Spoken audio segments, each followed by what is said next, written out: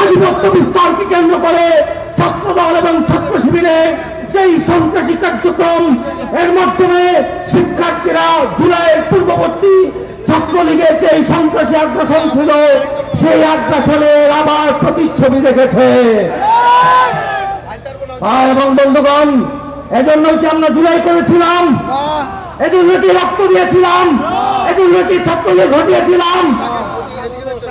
ছাত্রলীগ আবার নতুন করে ছাত্রদল এবং ছাত্র শিবির উভয় হওয়ার চেষ্টা করছে। আমরা সাধারণ শিক্ষার্থী সহ যারা বাংলাদেশের কল্যাণ চান, যারা জুলাইকে ধারণ করে শান্তিপূর্ণ ক্যাম্পাস চান, আমরা আপনাদের কাছে প্রত্যাশা করি আসুন ঐক্যবদ্ধ হই। সন্ত্রাসীদের আস্থানা ক্যাম্পাসে হবে না ইনশাআল্লাহ।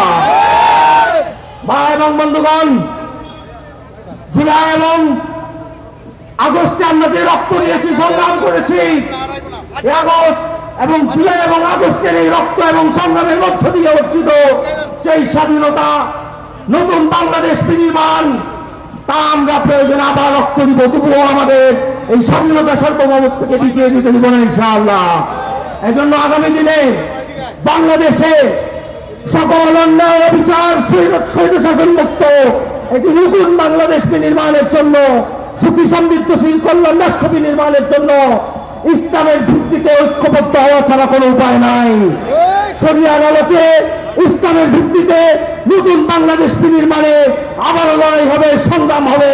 সেই লড়াই এবং সংগ্রামে সবাইকে ঐক্যবদ্ধ ভূমিকা পালন করার উদাত্ত আহ্বান জানিয়ে আমি আমার সংক্ষিপ্ত বক্তব্য শেষ করছি। নাসরুম মিনাল্লাহি ওয়া ফাতহুন করিব ওয়া বাশশিরিল মুমিনিন।